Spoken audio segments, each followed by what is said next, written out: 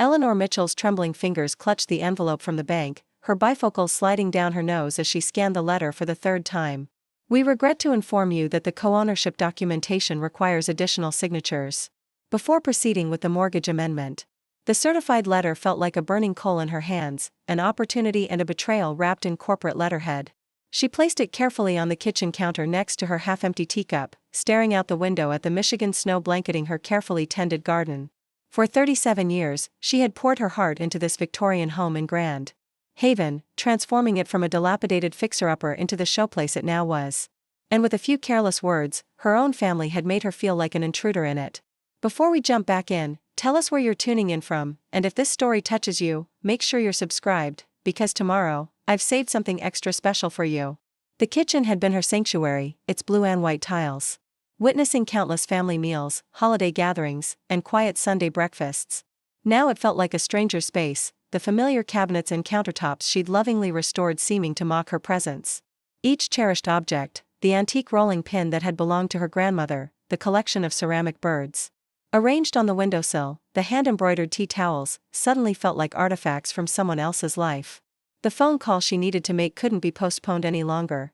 She'd rehearsed what she would say while deadheading the last of the autumn roses and collecting the mail that morning. Simple, direct, a reasonable request from a mother to her daughter. Eleanor removed Amanda's business card from the magnetized photo frame on the refrigerator, though she knew the number by heart. Samantha had updated the contact information last Christmas during one of their increasingly infrequent visits. In case anything happens, Samantha had said with practiced patience, though they both knew Eleanor had never used it.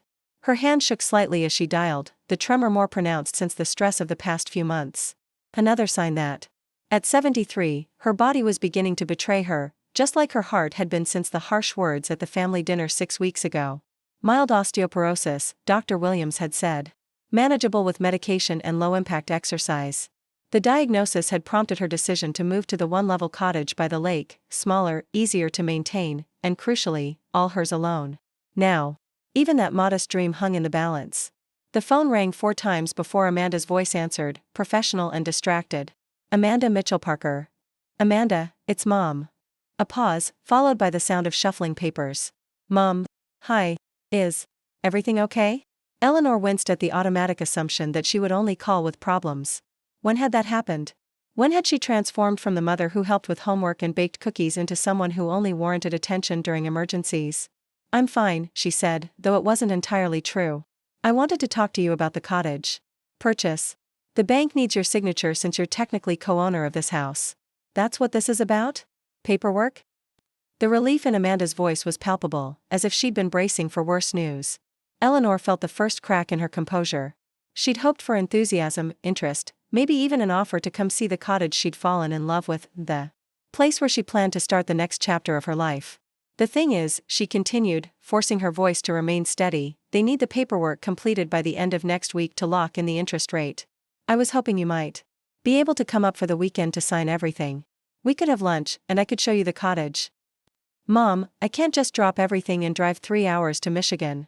The firm has this massive merger happening, and Jason is swamped with his medical conference planning. Lily has debate team nationals, and Max has hockey tournaments every weekend through February. Eleanor stared at the calendar hanging by the phone, still showing last month's picture of Lake Michigan at sunset. She'd never gotten around to flipping the page after Richard died. I see, she said quietly. Look, can't you just email the documents? Or have them sent to a notary here in Chicago? I mean, there's no reason to make this complicated. It's not just about the paperwork, Amanda. Eleanor found her voice strengthening with frustration. I thought you might want to see the place where I'll be living. It's a big change. Mom, you're the one who decided to sell the family home without discussing it with any of us. Now you want me to rearrange my entire schedule because you're in a rush? The unfairness of the accusation stung like a physical blow. I did discuss it. At Thanksgiving. You and your brother both said it was probably for the best that I downsize. That's not the same as putting the house on the market the very next week. Do you have any idea what it feels like to find out from Uncle Peter that my childhood home is being sold? Eleanor closed her eyes, feeling the conversation spiraling away from her carefully rehearsed script. After what happened at dinner, I thought, oh, so this is punishment? Because Andrew made one thoughtless comment about finances? It wasn't just Andrew. Eleanor's grip tightened on the phone. It was you agreeing with him. It was everyone sitting there while he said, "I've never contributed anything of real value to this family, that I've just been the recipient of your father's generosity. And then you chimed in about how expensive it is to maintain this house on just my little teacher's pension." Preparing and narrating this story took us a lot of time, so if you are enjoying it, subscribe to our channel, it means a lot to us.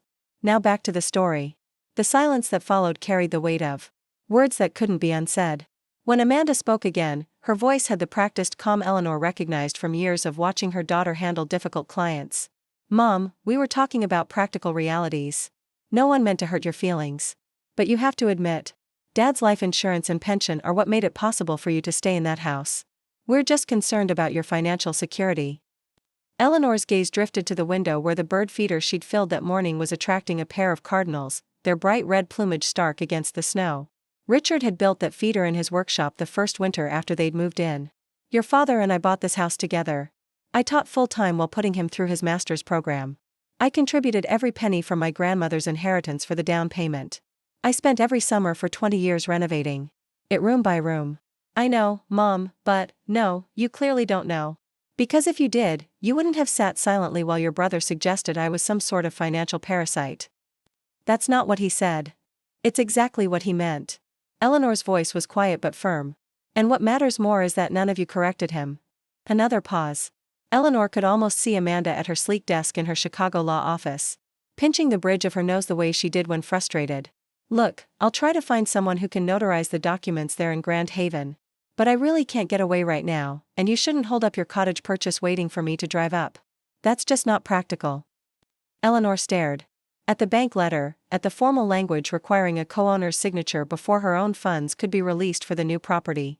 A technicality from when Richard had added the children to the deed to minimize estate taxes.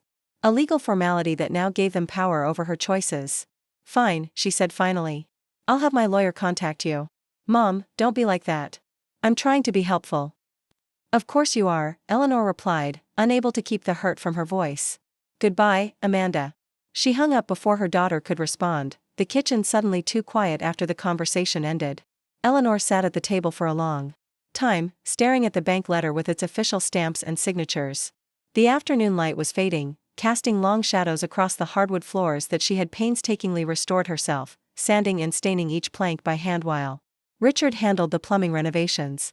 Finally, she stood and began walking through the house, her steps echoing in rooms that now felt both too large and too full of memories. In the living room, she paused before the built-in bookshelves that housed their family photographs, Amanda at her law school graduation, standing proudly between Eleanor and Richard. Andrew in his military uniform before his first deployment. The grandchildren at various ages, their faces growing and changing in each frame. She picked up a silver-framed wedding photo of Amanda and Jason, studying her son-in-law's kind face. Jason, who always remembered to call on her birthday and Mother's Day. Jason, who had looked uncomfortable during Andrew's comments at Thanksgiving but had remained silent out of respect for his wife's family dynamics. In Richard's study, dust motes danced in the fading afternoon light. She'd maintained this room exactly as he'd left it after his sudden heart attack 3 years ago. His desk still held the same careful stacks of papers, his reading glasses folded neatly beside the leather-bound journal he'd kept for decades. Eleanor opened the top drawer, looking for nothing in particular, when her fingers brushed against a business card tucked between old receipts. Lisa Abernathy, attorney at law. She remembered now. Richard had consulted her about updating their will after Lily was born, though they'd never finalized the changes. She held the card up to the window, noting the address in downtown Grand Haven. Her meeting with the cottage sellers wasn't until next week. She had time to handle other business first, important business that suddenly seemed more urgent than coordinating signatures or measuring for new curtains. Outside, the wind was picking up, driving snow against the windows and bending the bare branches of the maple trees Richard had planted the spring after Amanda was born. The trees had grown tall and strong, their roots deep in Michigan soil. But even the strongest trees could be cut down when they were no longer valued. Eleanor tucked the lawyer's card into her cardigan pocket and stood looking out at the garden that had been her passion project for nearly 4 decades. Amanda had made her position clear. She had responsibilities, a busy life that didn't include time for her mother's transition to a new home, or apparently, appreciation for everything Eleanor had contributed to the family over the years. Well, perhaps it was time she made some choices of her own. The phone silence seemed to mock her from the kitchen counter, but Eleanor found she no longer felt the urge to call anyone. The conversation she needed to have wasn't one that could be conducted over the phone. It required presence, legal documentation, and the kind of decisive action that Richard would have understood completely. Tomorrow, she would call Lisa Abernathy. Tonight, she would sit in this house full of memories and plan for a future that, for the first time in decades, would be entirely her own making. Eleanor's hand still rested on the lawyer's card when the silence of the house pressed against her like a physical weight. The conversation with Amanda echoed in her mind, each dismissive word settling deeper into wounds that had been festering since Thanksgiving. She found herself walking toward the staircase, her feet carrying her without conscious thought to the second floor. Amanda's childhood bedroom waited at the end of the hallway, its door slightly ajar as it had been for nearly 30 years. She pushed it open slowly, breathing in the scent of lavender potpourri that she refreshed every spring. The room remained decorated as it had been when Amanda left for college, cream-colored walls, floral bedspread, and bookshelves filled with debate trophies and dog-eared Nancy Drew mysteries. Eleanor sat heavily on the bed, memories flooding back unbidden. Amanda at 17, bursting into the kitchen with her acceptance letter to Northwestern, face glowing with triumph. Full scholarship, Mom. They said my essay was one of the best they'd received. Eleanor had been kneading bread dough, her hands dusted with flour and steady despite the pride swelling in her chest. That's wonderful, sweetheart. Your father will be so proud. Richard had been unreservedly supportive of both children's educational aspirations, having worked his way through college while his parents questioned the value of his business degree. Education is the one thing no one can ever take from you, he'd told the children repeatedly. Unlike Andrew, who had struggled academically before finding his place in the military, Amanda had inherited her father's analytical mind and her mother's stubborn persistence. The worst memory surfaced last Thanksgiving dinner 6 weeks ago. The family gathered around the dining room table that Richard had crafted by hand from Michigan cherry wood. Eleanor had prepared for days, roasting the turkey, baking 3 different pies, polishing the silver that had belonged to Richard's grandmother. The conversation had turned to finances when Amanda mentioned property taxes in Chicago. At least your taxes are going toward decent schools, Andrew had said, helping himself to more mashed potatoes. Half my property taxes go to failing schools, and the other half disappears into the county commissioner's pet projects. You're lucky you own property at all in this market, Jason had added, glancing at Amanda. We've been saving for a bigger place for years. Well, Mom's sitting on a gold mine with this house, Andrew had said, gesturing with his fork. Waterfront property in Grand Haven? You could sell this place and buy 3 condos with the proceeds. Eleanor had smiled tightly. This isn't just an investment property, Andrew. It's my home. Dad's home, Andrew had corrected. You just got to keep living here because of his pension and insurance. The table had gone quiet. Eleanor had felt her cheeks flush as she looked around at her family, Amanda studying her wine glass, Jason suddenly very interested in cutting his turkey into precise pieces, Samantha giving Andrew a warning look that he ignored. What? Andrew had continued, defensive. It's true. Dad was the breadwinner. Mom got to stay home with us and then teach part-time at the elementary school. It's not like she ever contributed anything substantial financially. The silence had deepened. Eleanor had waited for someone, Amanda, Samantha, anyone, to correct him. To remind him that she had worked full-time until Andrew started school, that she had contributed her inheritance to the down payment, that she had spent summers painting and wallpapering and refinishing furniture while Richard handled the structural renovations. Instead, Amanda had cleared her throat and said, "We're just concerned about you living alone in such a big house, Mom. The maintenance costs alone must be eating away at your little pension." Little pension. As if her 30 years of teaching children to read and write was some hobby rather than a career that had helped put food on their table and clothes on their backs while Richard built his business. Now, sitting in Amanda's preserved childhood bedroom, Eleanor could see how each choice had led to this moment. Her attempts to create a beautiful home for her family had somehow been recast as dependence. Her financial contributions had been forgotten or minimized. Her labor, both paid and unpaid, had become invisible to her own children. She stood slowly, her knees protesting, and walked to Amanda's old desk. Her daughter's high school yearbook lay open to the senior pages where students had written about their plans after graduation. Amanda's entry read, "Plans to study pre-law at Northwestern University and eventually practice corporate law." Under, "most likely to," someone had written, "change the world through sheer force of will." That girl had needed her mother's encouragement. Had thrived on Eleanor's unwavering belief that she could achieve anything she set her mind to. That girl would never have sat silently while someone dismissed her mother's life's work. That girl had somewhere been replaced by a woman too busy to drive 3 hours to help her mother transition to the next phase of her life. Eleanor closed the yearbook and walked back downstairs, Lisa Abernathy's business card still in her pocket. The evening light was fading, casting the house in deepening shadows. In a few hours, she'd make herself dinner in the kitchen where she'd prepared thousands of family meals. She'd eat alone, as she had for 3 years since Richard's death, as she suspected she would for whatever years remained to her. Amanda had her responsibilities, her busy career, her family that apparently didn't include time for an aging mother who'd been casually dismissed as a financial burden. She'd made that clear today, just as Andrew had made his perspective clear at Thanksgiving. Well, perhaps this house, and everything Eleanor had poured into it, had nothing left to offer them either. The lawyer's card seemed to pulse with possibility in her pocket as Eleanor walked through the house, touching familiar objects that would soon need to be sorted, sold, or packed away. The grandfather clock that had been a wedding gift from Richard's parents. The china cabinet filled with the Wedgwood dishes they'd received piece by piece from Eleanor's mother each Christmas. The rocking chair where she'd nursed both children, reading them stories about adventure and courage and doing the right thing even when it was difficult. All of it would need to be dealt with soon, dispersed and distributed as she downsized to the lakeside cottage. But unlike the casual assumptions her children had made, these treasures wouldn't automatically flow to them. Not anymore. Not after they'd made it clear how little they valued the life she'd built. Outside, snow was falling harder, and Eleanor could see the neighbors' Christmas lights twinkling through the white curtain of flakes. Tomorrow she would call Lisa Abernathy and schedule an appointment.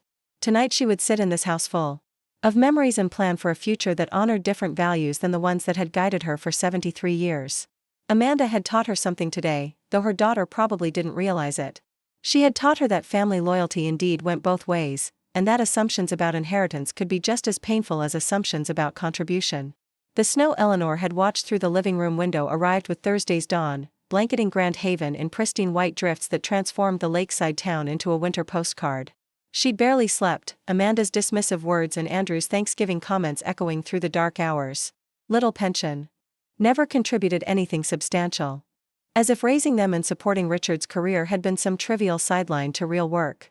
Lisa Abernathy's law office occupied the second floor of a renovated Victorian in downtown Grand Haven, nestled between a coffee shop and an art gallery that specialized in Great Lakes landscapes.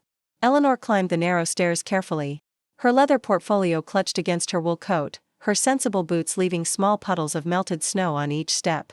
The waiting room smelled of cinnamon and fresh coffee, with comfortable chairs arranged around a central table stacked with magazines and local tourism brochures.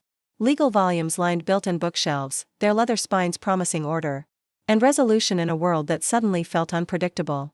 Eleanor had dressed with particular care for this appointment, her Goodwill dress in deep burgundy, the pearl earrings Richard had given her for their 30th anniversary, her silver hair freshly trimmed and styled the previous afternoon. She would not appear as a victim or a charity case. She would present herself as exactly what she was, a woman of substance making considered decisions about her own property. Mrs. Mitchell? The receptionist, a young woman with bright eyes and a warm smile, looked up from her computer. Ms. Abernathy will see you now. Lisa Abernathy had aged since Eleanor had last seen her, silver threads now prominent in her dark hair, laugh lines deepening around her eyes.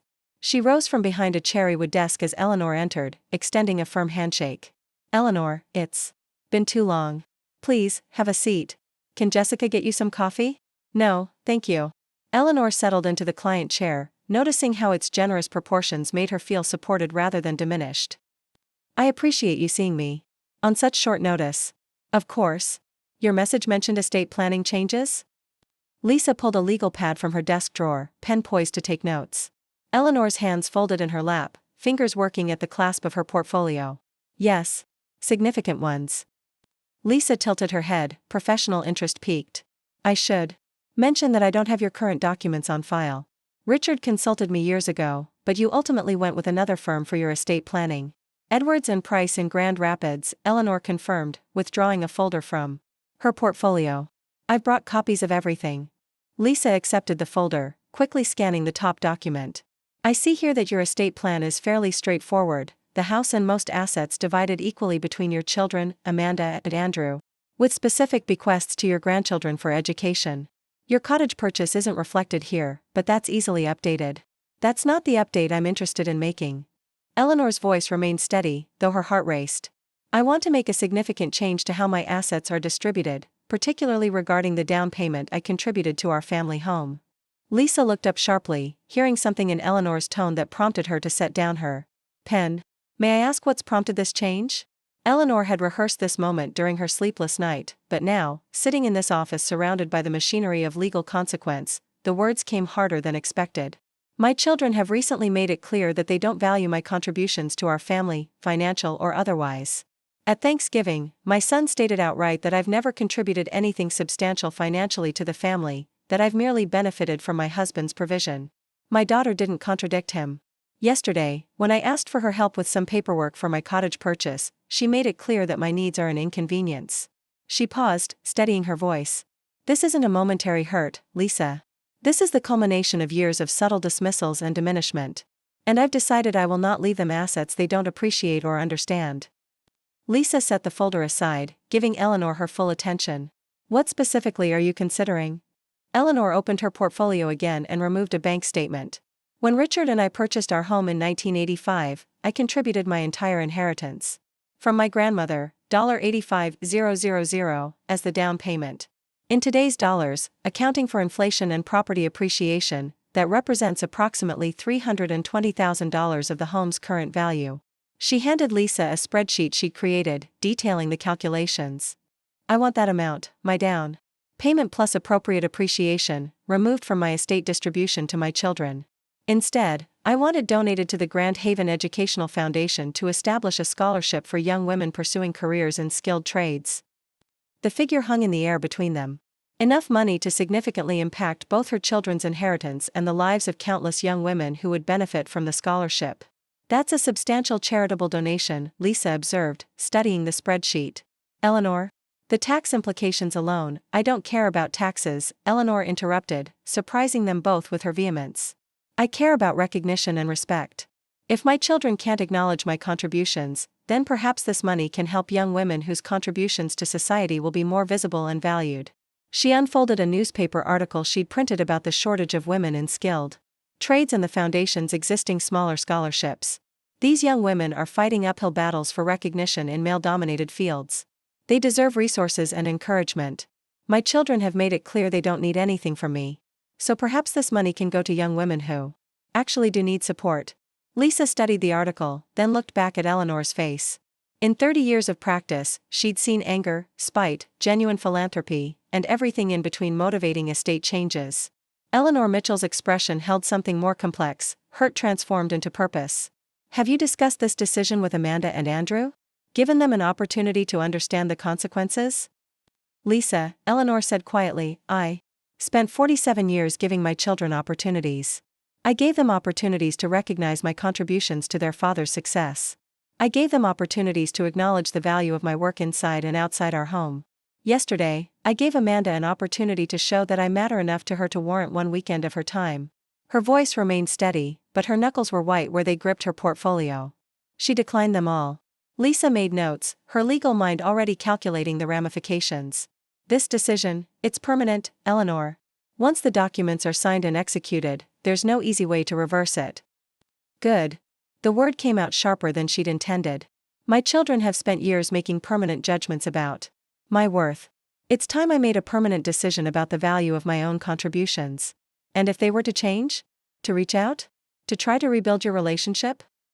Eleanor was quiet for a long moment, staring out the office window at the snow-covered courthouse square below, where ordinary people went about their ordinary lives, unaware that families could fracture as easily as the thin ice on Lake Michigan. Then they'll learn what I learned yesterday, that some opportunities, once missed, don't come again. Lisa closed the folder and pulled out a fresh legal pad. Very well. I'll need to draft new documents. This will take several days to prepare properly. How long? A week, perhaps 10 days. If we want to ensure everything is legally sound, I'll need to coordinate with the foundation to establish the proper scholarship framework. She paused, studying Eleanor's face. Eleanor, I have to ask. Are you doing this because you believe it's right, or because you want to hurt Amanda and Andrew? The question landed like a physical blow. Eleanor sat back in her chair, forced to examine motivations she'd been careful not to scrutinize too closely. Both, she said finally, her honesty surprising them both. I genuinely believe these young women deserve support more than my children deserve money they've never appreciated. But yes, I also want Amanda and Andrew to understand what it feels like to lose something they've taken for granted, to know that their dismissive words have real consequences. And if those consequences destroyed any possibility of reconciliation? Eleanor thought of the empty house waiting for her, of the cottage she hoped to purchase, of holidays that would likely now pass without family gatherings. Lisa, reconciliation requires two people who value each other. My children have made it clear what they value, and it isn't my contribution to their lives. I'm simply ensuring my legacy reflects that reality. Lisa nodded slowly, making final notes. I'll call you when the documents are ready for signature. In the meantime, I want you to think carefully about whether you want to inform Amanda and Andrew of this change. Some families find that communication, no. Eleanor stood, smoothing her dress with hands that no longer trembled. My children will learn about this change when it becomes necessary for them to know. Not before. That could be years from now. Or it could be sooner than any of us expect. Either way, they'll have the same amount of warning I had yesterday when Amanda decided my needs weren't worth a weekend of her time. She gathered her portfolio and moved toward the door, then turned back. Lisa, you asked if I thought this was right. Let me ask you something. Is it right for children to erase their mother's financial and personal contributions to their family? Is it right to reduce decades of work and sacrifice to Dad's house and your little pension? She didn't wait for Lisa's answer. Because if their behavior is acceptable, then surely my response is as well. Lisa had no reply for that, and they both knew it. Eleanor left the law office feeling lighter than she had in months, as if she'd finally set down a burden she'd been carrying since Richard's death, perhaps even longer. The snow had stopped, and weak winter sunlight glinted off the icicles, hanging from the Victorian's eaves like a promise of clarity to come. For the first time in years, she had made a decision that was entirely her own. Not a compromise between competing needs, not an attempt to maintain family harmony, not a sacrifice for someone else's comfort, just a choice that felt right in her bones, regardless of its consequences. The drive back to her lakeside home passed in a blur of snow-covered pines and frozen fields. Tonight she would make dinner for one and eat it without wondering if she should call Amanda. Tomorrow she would begin the practical work of sorting through possessions and preparing for her eventual move. And in a week or 10 days, she would sign papers that would ensure her legacy went to young women who needed support rather than to children who had already decided her contributions were insignificant. Amanda had taught her something valuable yesterday, though her daughter would never know it. She taught her that respect was essential to love, and Eleanor Mitchell was done having her lifetime of contributions disrespected. The house welcomed her home with its familiar creaks and shadows. She hung her wool coat in the hall closet and walked to the kitchen, where Amanda's business card still lay beside the bank letter that had prompted yesterday's devastating phone call. Tomorrow she would file that card away with all the other remnants of the life she'd built for others. Tonight she would sit in Richard's favorite chair and plan for a future that was finally, completely her own. The weight of Eleanor's decision followed her through the week like a shadow, lengthening in the late afternoon sun as she sorted through decades of accumulated possessions. By Saturday morning, Lisa Abernathy's question had burrowed so deeply into her conscience that she found herself driving to Harbor Lights, the small non-denominational chapel near the lakeshore where she had occasionally sought solace since Richard's death. The chapel was quiet that morning, its simple wooden pews occupied by only a handful of early worshippers. Eleanor slipped into a back row, settling onto the worn cushion where she'd prayed through Richard's illness and after his passing. Today, she prayed for clarity about a choice that felt both liberating and terrifying. Pastor David's sermon seemed aimed directly at her conscience, focusing on forgiveness and the thin line between justice and vengeance. The desire for fairness, he said, his voice echoing in the small space, can too easily become the desire for retribution when we forget that generosity is not weakness but the hardest form of strength. After the service, Eleanor lingered until the chapel emptied, except for Pastor David organizing his notes at the pulpit. He looked up as she approached, his kind eyes crinkling at the corners. "I thought you might want to talk," he said, gesturing toward a small office off the main chapel. The office was warm and simply furnished, with bookshelves lining the walls and a window overlooking the frozen lake. Eleanor settled into a chair across from Pastor David's desk, her hands clasped tightly in her lap. "I've made a decision about my estate," she began, the words coming easier than they had with Lisa. "I'm redirecting the value of my original down payment on our family home, about $320,000, to establish a scholarship for young women in the trades." Pastor David nodded, his expression thoughtful. "That sounds like a wonderful legacy. What brought you to this decision?" The story spilled out, Andrew's cutting remarks at Thanksgiving, Amanda's dismissive response to her request for help, the lifetime of contributions that had somehow become invisible to her own children. "They told me I never contributed anything of value," Eleanor said, the hurt still fresh despite the days that had passed. So I've decided to give my resources to young women who might otherwise never have the chance to build something lasting. And how do you feel about this decision? The unexpected question caught her off guard. Relieved. For the first time in years, I feel like I've made a choice that's truly my own. What feels right about it? Eleanor considered this. These young women will face so many barriers. They need resources, encouragement. My children have never needed financial support from me, they've built successful lives. Why should they inherit money from a contribution they don't even acknowledge existed? Pastor David leaned forward slightly. Those are practical justifications, Eleanor. What does your heart tell you? The directness of his question forced her deeper. My heart is tired, she admitted, her voice barely above a whisper. Tired of being erased from my own family's story. Tired of having my work, both the paid teaching career and the unpaid decades of homemaking, dismissed as insignificant. Her voice cracked. Maybe that makes me petty, but I can't keep pretending it doesn't hurt when my own children reduce me to an afterthought in the life I helped build. It makes you human, Pastor David said gently.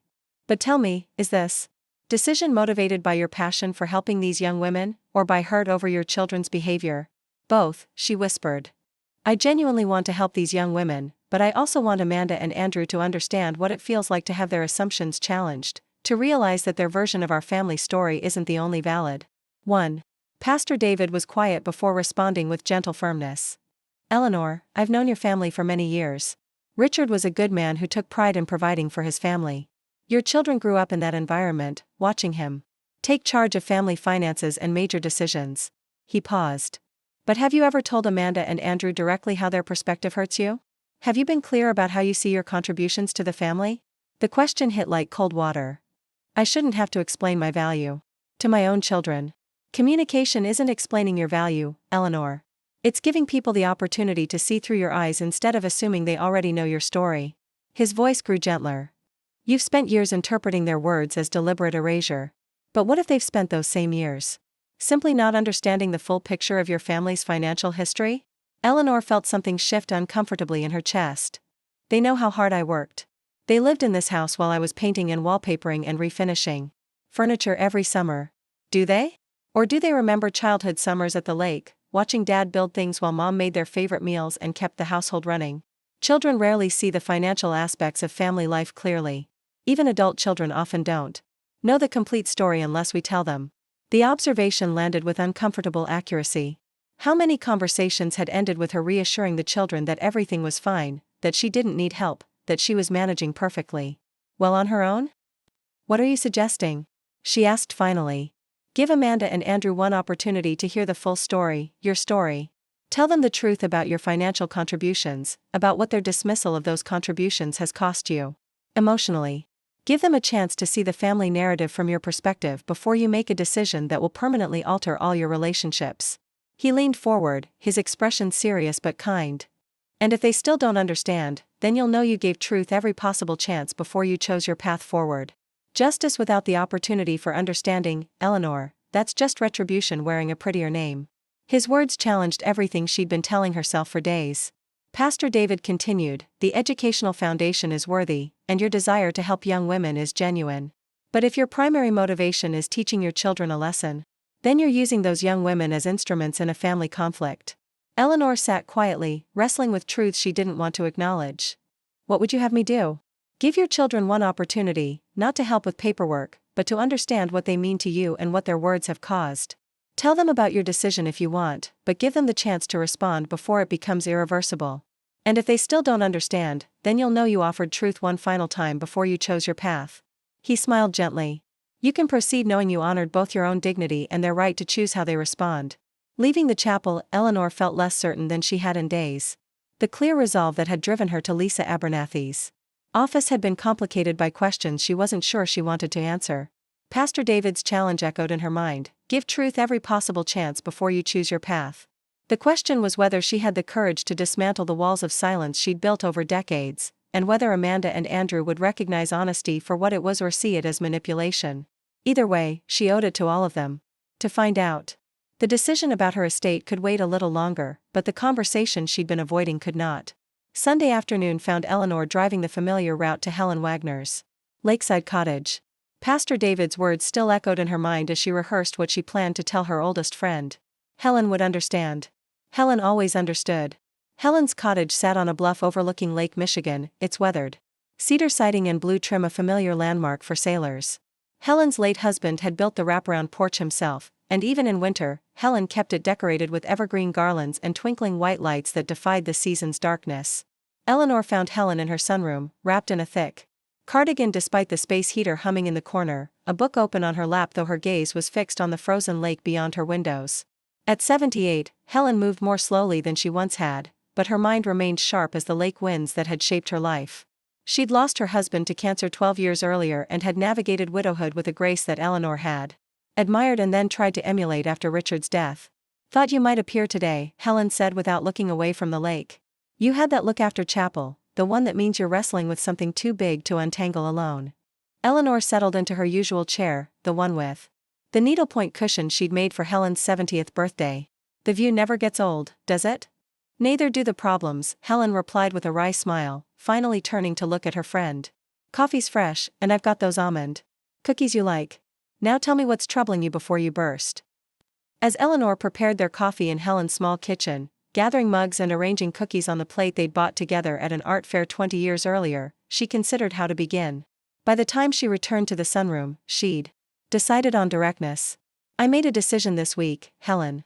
About my estate, specifically about the down payment I contributed to our family home." "Finally standing up for yourself, are you?" Helen's voice carried no surprise, only the weary recognition of someone who'd watched Eleanor navigate difficult family dynamics for years. "I'm redirecting the funds, $320,000, to create a scholarship for young women entering the trades." Helen set down her coffee mug, eyebrows raised. "That's a substantial sum, Eleanor, and a significant statement." "It feels right." Eleanor wrapped her hands around the warm mug, seeking comfort in its familiar weight. "Those young women need support. My children have made it clear they don't value my contributions anyway." Helen studied her friend's face. "And you think this will teach them what, exactly?" The question caught Eleanor off guard. She'd expected support, perhaps even praise for her decision to help young women. "I think it will show them that their words have consequences, that dismissing my contributions means losing the benefit of those contributions." "Consequences," Helen repeated thoughtfully. "That's an interesting word choice. Usually, when we talk about teaching consequences, we're talking about children learning right from wrong." She fixed Eleanor with the direct stare that had intimidated school board members and book club dissenters for decades. "Amanda is 46 and Andrew is 43. What exactly are you trying to teach them at this stage?" "That family history matters. That you can't just dismiss people's contributions when they're inconvenient to your narrative." "And you think redirecting money they don't know they're getting will accomplish that?" Eleanor felt the first stirring of defensive anger. "They refused to help me, Helen. When I asked Amanda for one weekend of her time to sign paperwork for my cottage, she told me she was too busy. Too busy for her own mother." Helen moved to the kitchenette, refreshing her coffee with deliberate care. "And that hurt you?" "Of course it hurt me. So you decided to hurt them back." The words landed like a slap. "It's not about hurting them.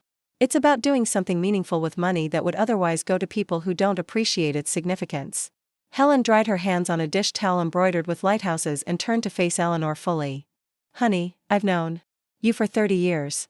I've watched you navigate Richard's expectations and your children's growing independence. I've seen you try to keep everyone happy while rarely insisting on your own needs being met." She pulled out the chair across from Eleanor and sat down, her movements careful but determined. "But this isn't about charity, and we both know it. The educational foundation is a worthy cause that deserves support. But if you wanted to help young women, you could have donated part of your estate or established a memorial fund in Richard's name or any number of things that didn't involve punishing your children." Helen's voice grew gentler without losing its edge. "This is about making Amanda and Andrew pay for years of disappointing you." Eleanor stared out at the frozen lake, watching a lone figure walking a dog along the shore far below. "Maybe they deserve to be disappointed for once." "Maybe they do," Helen conceded. "But tell me something, Eleanor. In all those years of feeling dismissed and unappreciated, how many times did you tell your children what you actually needed from them? How many times did you correct their understanding of your financial contributions to the family?" The question echoed past her. David's challenge from earlier. A mother shouldn't have to spell out her financial contributions to be respected by her children. Shouldn't have to, no. But sometimes we do anyway. Helen leaned forward, her voice taking on the patient tone she'd used when teaching high school literature for 40 years. My James Jr. was breaking my heart with his drinking for years after Nancy died. You remember what he was like: missed holidays, broken promises, that awful year when he was living in his car. Eleanor had watched Helen navigate her son's struggles with addiction with a steadfastness she'd never fully understood. Junior had been sober for 8 years now, had rebuilt his life and his relationship with his mother from the ashes of grief and self-destruction. But you know what I learned? Helen continued. Every time I expected Junior to read my mind, to know what I needed without me saying it directly, we both ended up hurt and angry.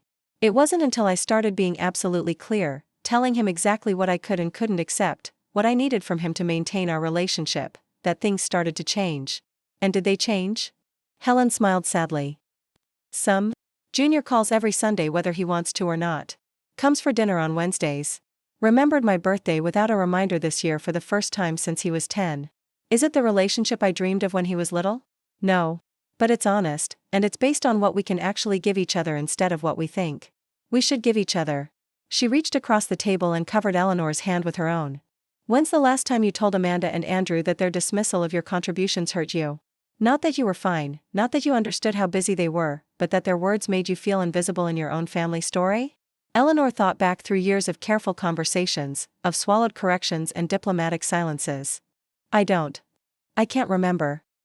And when's the last time you asked them directly to acknowledge your contributions instead of hoping they'd somehow notice on their own? Friday, when I asked Amanda to help with the cottage paperwork. The realization hit like cold water. That was the first time I directly asked for anything. In decades of feeling diminished, she'd never once simply said, I contributed the entire down payment for our home. I worked full-time while your father earned his master's degree. I need you to recognize that our family's financial security was built on my contributions too. Maybe, Helen continued gently, your children have been interpreting your silence as confirmation of their assumptions. Maybe they genuinely don't know the full story because you've never corrected their version of it. They should know, Eleanor insisted, though with less conviction than before. Should is a dangerous word, honey. People should do lots of things. But they can only respond to what they actually know. And sometimes we have to teach them what we need them to understand. Helen stood and moved to the window, giving Eleanor space to process. I'm not saying Amanda and Andrew have been perfect children. But I am saying that before you make a decision you can't undo, you might consider whether you've given them a fair chance to understand your perspective. Eleanor sat in Helen's sunroom for another hour, watching the winter light shift across the frozen lake and thinking about the difference between punishment and clarification, between retribution and truth-telling. When she finally left, Helen walked her to the car, the cold wind off the lake cutting through their coats. Whatever you decide, Eleanor, make sure it's coming from love, not hurt. The educational foundation deserves better than being used as a weapon in a family conflict, and so do you. Driving home as the early winter sunset painted the sky in shades of pink and gold, Eleanor found herself questioning everything she'd been so certain about just days before. Maybe Helen was right. Maybe she'd spent so many years accommodating everyone else's narrative that she'd forgotten how to insist on the validity of her own. The question was whether she had the courage to try one more time, and whether Amanda and Andrew would recognize the difference between accusation and invitation. When she offered it. 300 miles away, Amanda Mitchell Parker's phone chimed with a meeting reminder as she navigated Chicago's Monday morning traffic. The call with her mother on Friday had left her unsettled in ways she couldn't quite articulate, the familiar guilt of their conversations mixing with a defensive anger she'd thought she'd resolved years ago. Her corner office on the 35th floor of a downtown high-rise offered sweeping views of Lake Michigan, a far cry from the more intimate shoreline vistas of her childhood home.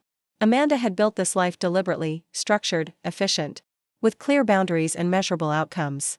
Nothing like the emotional complexity that Grand Haven had come to represent.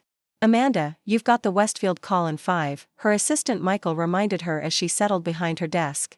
The quarterly review would consume most of her morning, followed by Lily's debate team showcase at 4 and Max's hockey practice at 7, the kind of precise, scheduled day that kept her family functioning amid the chaos of 2 busy careers. But throughout the morning meetings, her mother's voice kept echoing in her mind. I thought you might want to see the place where I'll be living. It's a big change. The careful control in Eleanor's tone, the way she'd said, I see, when Amanda had refused to make the trip, it was the same quietly disappointed acceptance she'd heard throughout her childhood whenever she'd failed to meet some unspoken expectation. During lunch, she called Jason from her office, needing to process the conversation she couldn't quite shake. Your mother asked you to help with some paperwork, and you said no? Jason's voice carried that particular tone of mild disbelief he reserved for her family-related decisions. I told you, Jason, I can't just drop everything and drive to Michigan every time she needs something signed. We have commitments here. Amanda. She's 73 and trying to buy a new home. That's not every time she needs something. That's a major life transition. Amanda stared out her office window at the winter sky, steel gray over a restless lake. You don't understand what it's like with her. Every conversation comes loaded with all this history. All these expectations I can never quite figure out. What expectations? She asked for help with paperwork. It's never just about what she's asking for, Jason. It's about what the asking represents.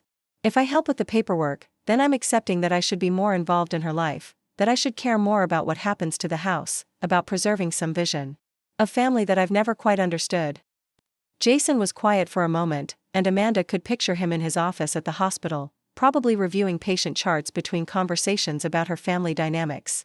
Or maybe, he said carefully, she's a widow who needs practical help from her daughter for a significant life change. Maybe it's not about family legacy or emotional manipulation. Maybe it's just about paperwork. The observation hit harder than she'd expected. Jason. Do you know how many times she's visited us in Chicago? Twice in 15 years. Do you know how many times she's called just to check on the kids? I can count them on one hand. And how many times have you called her? Or invited her to visit? The question stopped Amanda cold. She tried to remember the last time she'd picked up the phone simply to check on her mother, not for a holiday or birthday, not to discuss some practical matter, but just to connect. That's different. Is it? Jason's voice was gentle but persistent. Amanda, I've watched you build walls around anything that reminds you of your childhood home. I understand why. You felt overlooked there, caught between your father's ambition and your brother's needs.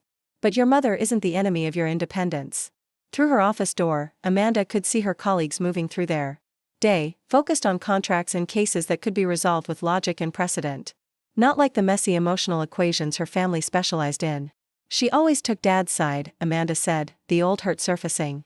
Every time Andrew and I disagreed about anything, she'd try to find some middle ground that made nobody happy. Do you know what it's like to excel at everything and still somehow never quite be enough? I know it hurt you, Jason said. But Amanda, you've been carrying that hurt for 30 years. Maybe it's time to consider that your mother was a woman caught between competing needs, trying to keep peace the only way she knew how. The observation stung because it carried the ring of truth. Amanda had built her identity around being the daughter who'd escaped, who'd chosen ambition over compromise, independence over obligation. But Jason's perspective suggested a more complicated story. Even if that's true, she said finally, I can't keep getting pulled back into that dynamic. I have Lily and Max to think about. I want them to grow up feeling free to make their own choices, not trapped by family expectations. And they do feel free. You're an amazing mother, Amanda. But cutting yourself off from your mother isn't protecting them. It's depriving them of knowing their grandmother. That evening, as Amanda helped Lily prepare her debate materials in their kitchen, her daughter's innocent question caught her off guard. Mom, why doesn't Grandma Eleanor ever visit us? Sophia's grandma lives with them now that Grandpa died. Amanda glanced at Jason, who was pretending to focus on helping Max with his math homework while clearly listening to every word. Grandma Eleanor lives in Michigan, honey. It's not easy for her to travel. But we could visit her, Lily persisted. Max and I have never even seen the lake house where you grew up. You're always talking about how it was right on the water. It wasn't really a lake house, Amanda corrected automatically. It was just home. Can we see it before she moves? Max looked up from his math. You said she's selling it, right? I want to see where you had your room and stuff. The simple question opened a door Amanda had kept carefully locked. Her children were curious about their heritage, about the grandmother who existed primarily as a name on birthday cards and Christmas gifts. Maybe, she said, the word feeling strange in her mouth. Maybe we could. Later that night, after the children were asleep, Jason found her in their home office, staring at her laptop screen without really seeing it. You're thinking about what they said. They don't understand how complicated it is. They're 12 and 9, Amanda. To them, family isn't complicated. It's just people who love you. Jason sat on the arm of her chair. Maybe we've been overcomplicating it. My mother and I, we don't know how to talk to each other anymore. Every conversation feels like navigating a minefield. So learn, Jason said simply. You're brilliant at solving complex problems. At work. Figure out how to solve this one. Amanda thought about her mother alone in that big house, preparing to move to a cottage without help from either of her children. For the first time in years, she tried to imagine her mother's perspective. Instead of defending against it, What if it's too late? What if we've hurt each other too many times? Jason leaned down and kissed the top of her head. Then you'll know you tried. But Amanda, what if it's not too late? What if she's been waiting all these years for you to be ready to have a real conversation instead of the careful, defensive one you've both been maintaining? That night, Amanda lay awake thinking about her children's questions and her mother's careful voice saying, "I see," when she'd refused to help. Maybe Jason was right. Maybe she'd been carrying ancient hurts for too long, fighting battles that had ended decades ago. The question was whether she had the courage to find out who her mother might be if she stopped seeing her as the personification of compromise and started seeing her as a woman who might be just as tired of their careful distance as she was. Tomorrow, she decided, she would call her mother, not to apologize for Friday's conversation, but to ask the question that had been building in her mind since her children's innocent curiosity: what would it look like to try again? Jason Chin Parker was reviewing patient files during his lunch break when his office phone rang. The caller ID showed a number he didn't recognize, but the voice that greeted him was familiar. "Jason? This is Pastor David Ellison from Harbor Lights Chapel in Grand Haven." Jason set down his sandwich, immediately alert. In the 15 years since he'd married Amanda, he'd met the pastor only twice, at Richard's funeral and at a Christmas service Amanda had reluctantly attended during one of their rare visits to Michigan. "Pastor David, is Eleanor all right?" "She's physically fine, but I'm concerned about a decision she's made, and I believe you may be the only person who can help prevent a family tragedy." The word tragedy sent alarm through Jason's body. He closed his office door and gave Pastor David his full attention. "What kind of decision?" "Eleanor has instructed her attorney to remove Amanda and Andrew from her will with regard to a significant portion of her estate.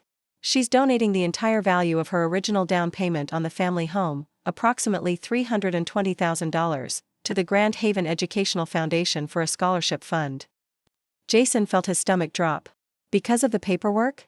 Because Amanda wouldn't drive up to help her with the cottage purchase? "I'm afraid it goes much deeper than that, Jason. This decision stems from decades of feeling that her contributions to the family, financial and otherwise, have been dismissed and devalued."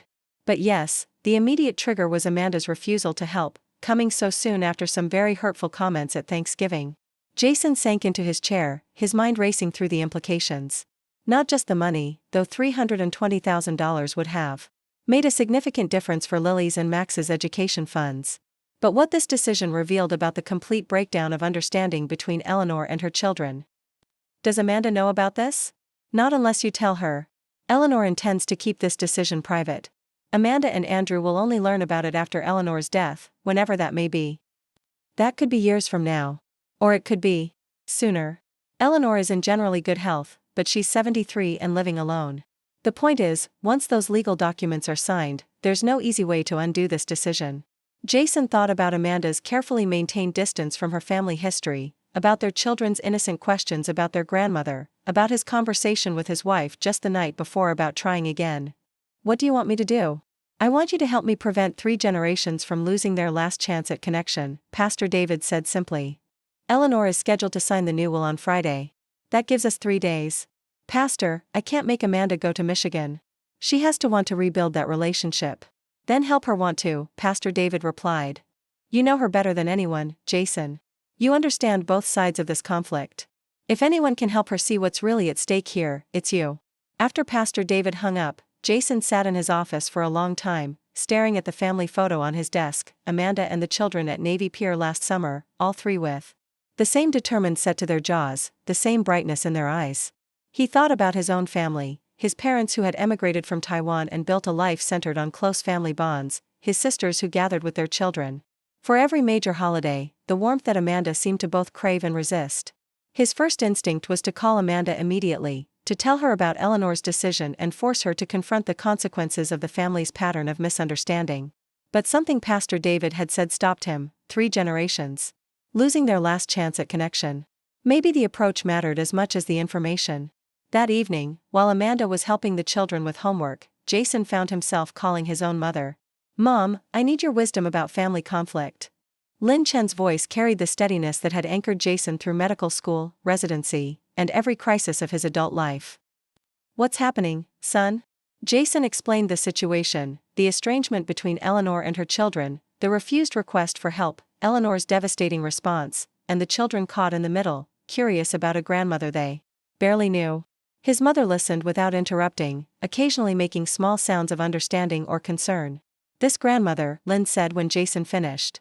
She never lived with you, never helped raise the children. She's only met Lily and Max 3 times. She sends cards and gifts, but Amanda won't take them to Michigan, and Eleanor rarely comes to Chicago. And both women are content with this arrangement? Jason thought about Amanda's defensiveness whenever Eleanor was mentioned, about the careful politeness in Eleanor's voice during their rare phone conversations. I don't think either of them is content. I think they're both hurt and proud and don't know how to bridge the gap they've created. Then perhaps, Lynn said gently, they need someone to build the bridge for them. What do you mean? In our family, when people are too stubborn to speak their hearts, sometimes the children or grandchildren create the opportunity for healing. Not by forcing it, but by making it possible. The conversation with his mother crystallized something Jason had been feeling for years, the tragedy of Lily and Max growing up without knowing half their heritage, without the love and stories that only a grandmother could provide.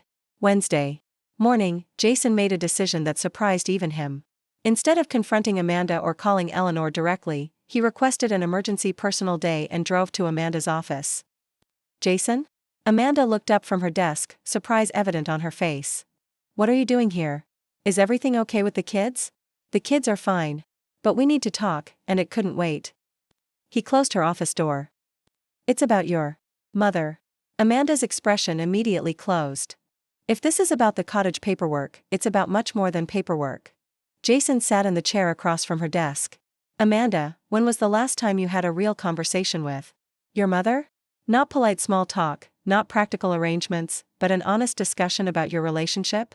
Amanda blinked, caught off guard by the directness of his question. I don't know. Years ago, maybe never. Why? Because right now, she's meeting with her lawyer to remove you and Andrew from her will, at least regarding the down payment. She contributed to your family home. She's donating $320,000 to a scholarship fund instead. The color drained from Amanda's face. How do you know this? Pastor David called me. He's concerned about all of you. She's punishing us because I wouldn't drive to Michigan for some paperwork? Amanda's voice rose with indignation.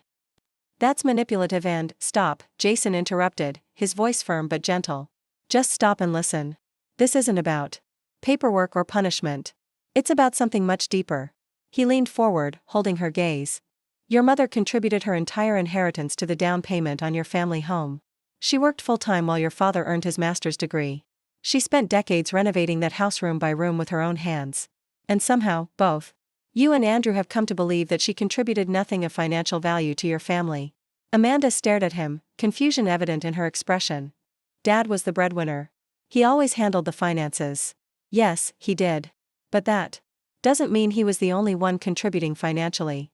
Your mother had her own career, her own inheritance, her own contributions that have somehow become invisible in the family story you've been telling yourself.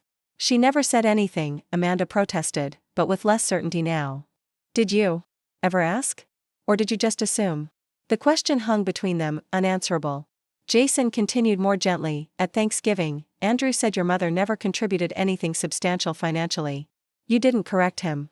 Instead, you made that comment about her little pension. Do you have any idea how deeply that hurt her? Amanda looked away, her fingers unconsciously straightening the already perfect stacks of papers on her desk. I didn't mean it like that. How did you mean it, then? I was concerned about her financial security. About her managing that big house alone. But that's not what she heard, Jason said quietly. What she heard was her children dismissing her entire life's work, both her teaching career and everything she did to create your family home. Amanda was silent, her legal training causing her to reassess previous assumptions in light of new evidence. I need to tell you something else, Jason continued. Lily asked me last night why they never see your mother.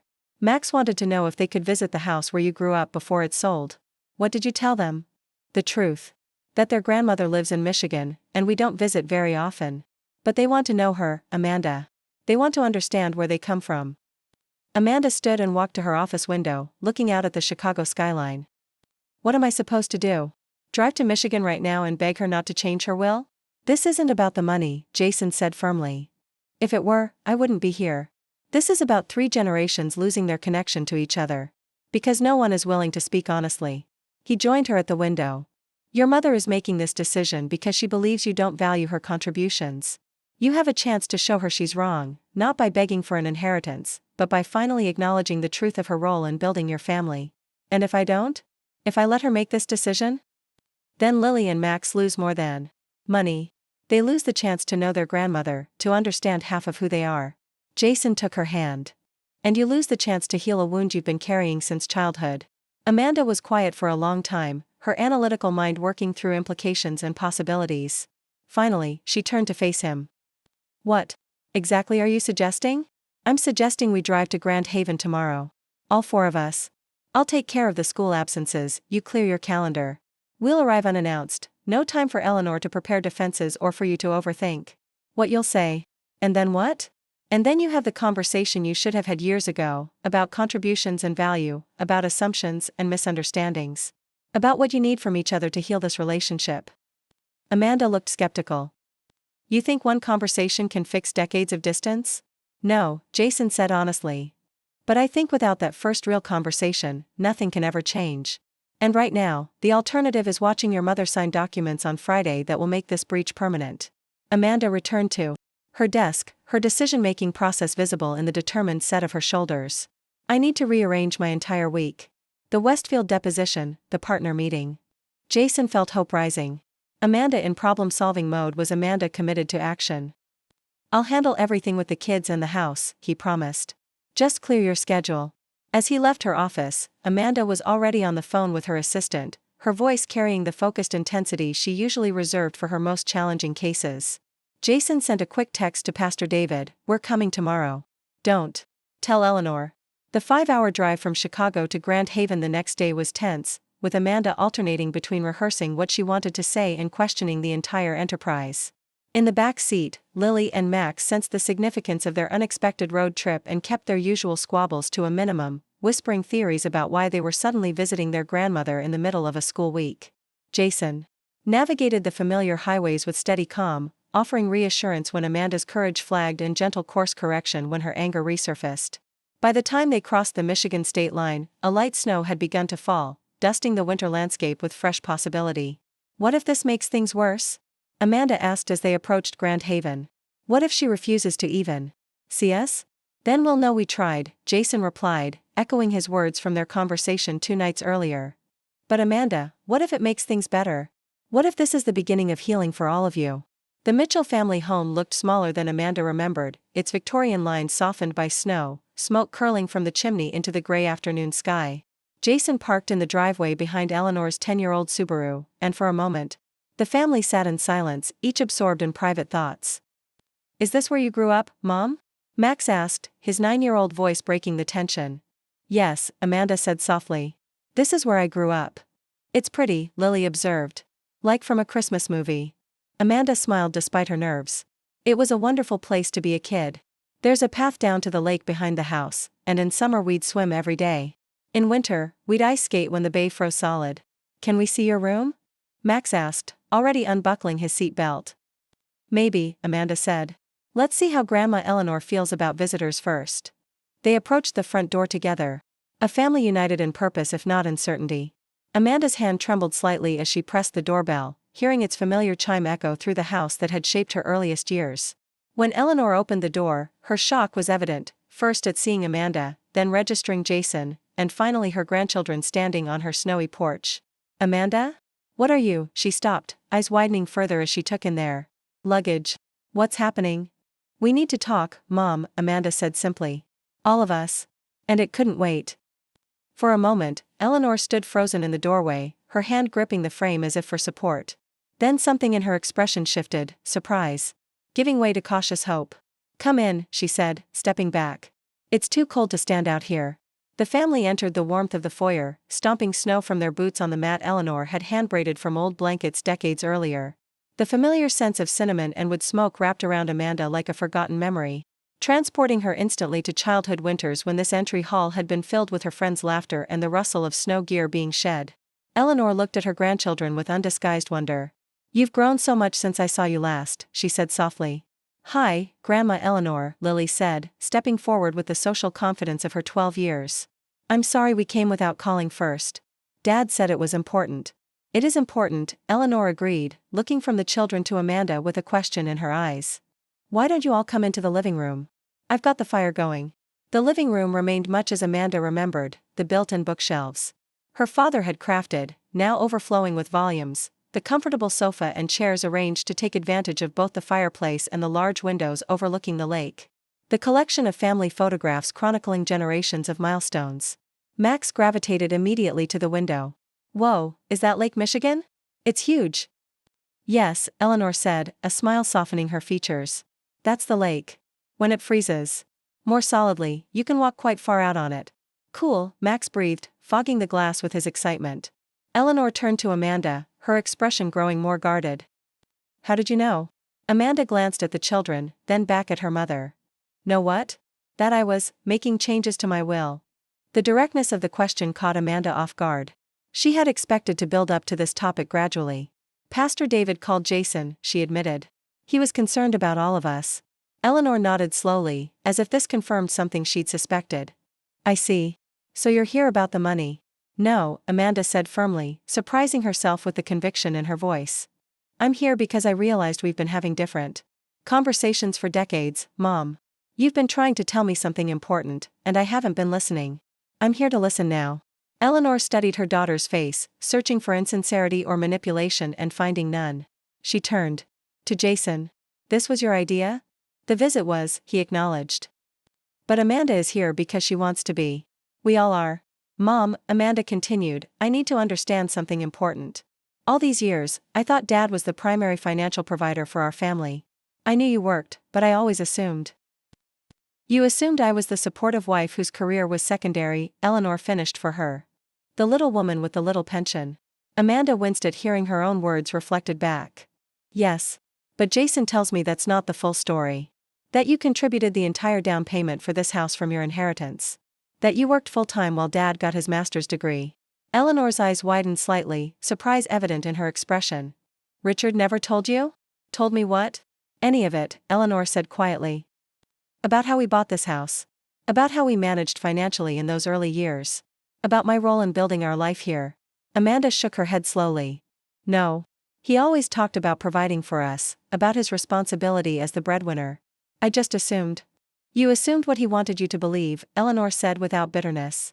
"Your father was a wonderful man in many ways, but he had very traditional ideas about family roles, at least in how they appeared to others. The reality was more complicated." She glanced at Lily and Max, who were now examining the bookshelves. With interest but clearly listening to every word. "Perhaps the children might like to see the kitchen?" Eleanor suggested. "I just baked cookies this morning." Jason stood immediately. "I'll take them. You two need to talk." As Jason led the children toward the kitchen, Eleanor settled into her favorite chair by the fire, gesturing for Amanda to take the seat opposite. For a moment, mother and daughter simply looked at each other across the coffee table where Amanda had once done homework, played board games, and later, addressed her wedding invitations. "Tell me the truth," Amanda said finally. "All of it." Eleanor took a deep breath, as if gathering strength for a story long kept inside. "When your father and I married, we had very little. He was working for an insurance company, and I was teaching elementary school. We saved every penny for 3 years, living in a tiny apartment, driving used cars, taking no vacations." She looked toward the large bay window with its view of the winter lake. "Then my grandmother died and left me her entire estate, $85,000. In 1985. It was a substantial sum then. That was the down payment for this house," Amanda said, the pieces beginning to fit together. Eleanor nodded. "We'd been looking at much smaller homes, but when this place came on the market, I fell in love with it. It was in terrible condition, leaking roof, outdated wiring, peeling wallpaper in every room. But I could see what it could become." "Dad didn't want it?" "Your father thought it was too ambitious, too expensive to renovate. But I convinced him that with my inheritance as the down payment and both of us working, we could manage the mortgage and gradually restore it ourselves." Amanda looked around the beautiful living room with new eyes, seeing beyond its current perfection to the decades of work it represented. "When your father decided to get his master's degree the following year, I continued teaching full-time while he reduced his hours at work," Eleanor continued. "For 3 years, my salary covered most of our living expenses while his covered the mortgage. I taught during the day and helped with renovations on evenings and weekends. I remember you painting," Amanda said softly. "Every summer, you'd be working on a different room. I thought it was just a hobby." "It was necessity," Eleanor corrected gently. "We couldn't afford to hire contractors for most of the cosmetic work. Your father handled the structural repairs, the plumbing, the electrical. He was very skilled with those things. I did everything else: painting, wallpapering, refinishing floors and furniture, sewing curtains and cushions. She gestured toward the built-in bookshelves. He built those, but I sanded and stained them. We were a team, Amanda. Equal partners. In building this life. Then why did he always talk about being the provider? Why did he make it sound like he did everything? Eleanor's smile held decades of complicated love. Because that's how Richard saw himself. His father had struggled financially, and Richard was determined to be the kind of man who provided security for his family.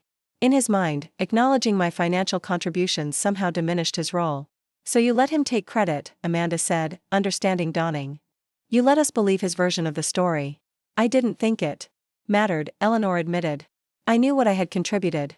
Richard knew, though he rarely acknowledged it directly.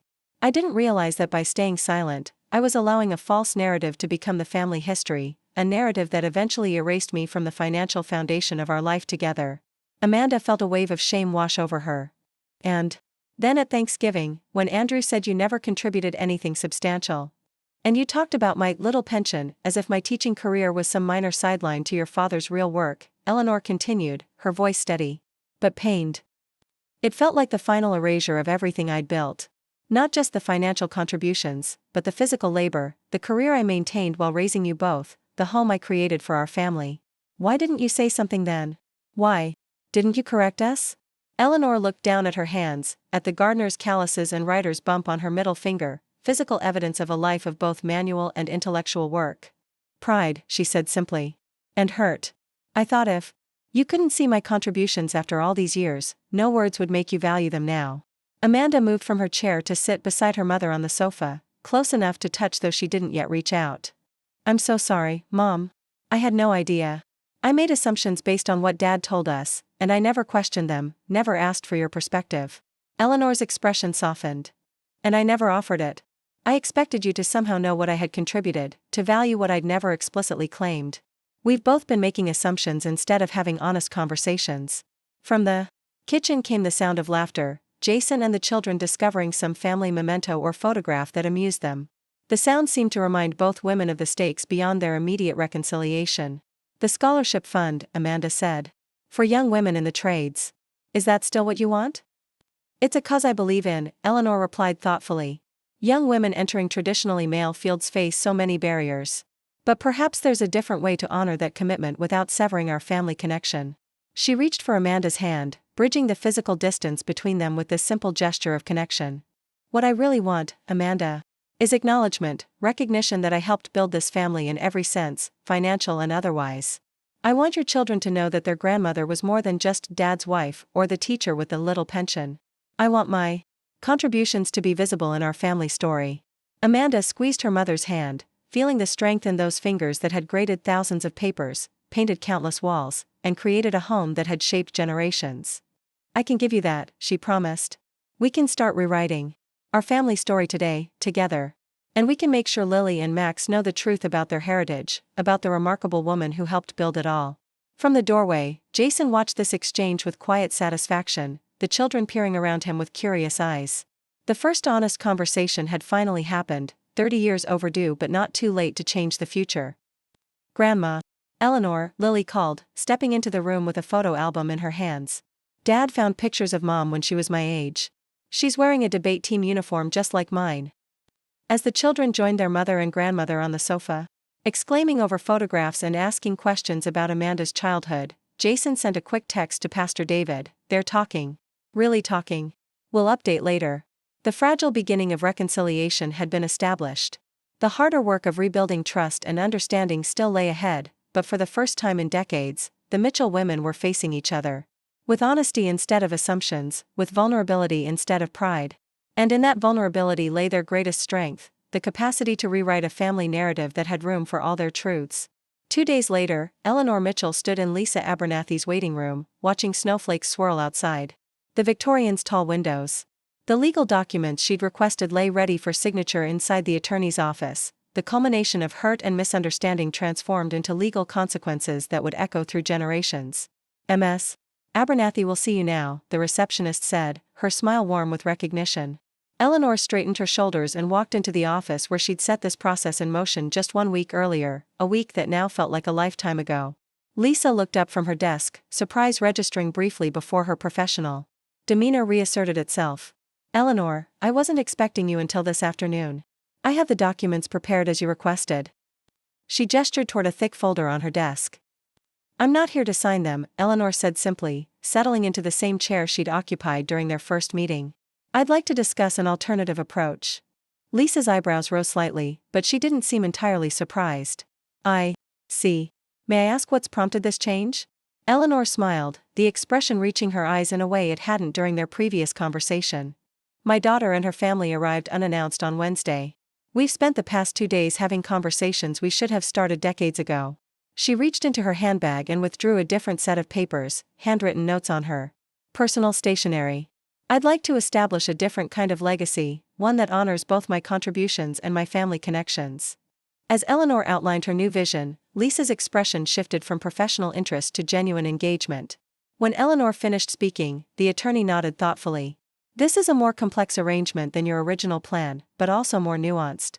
It allows you to acknowledge your contributions while creating something meaningful for future generations. She made several notes on her legal pad. I'll need some time to draft the proper documents. Perhaps 2 weeks? That would be fine, Eleanor agreed, feeling lighter than she had in months. There's no rush now. Leaving the law office, Eleanor paused on the sidewalk, looking up at the snow-filled sky.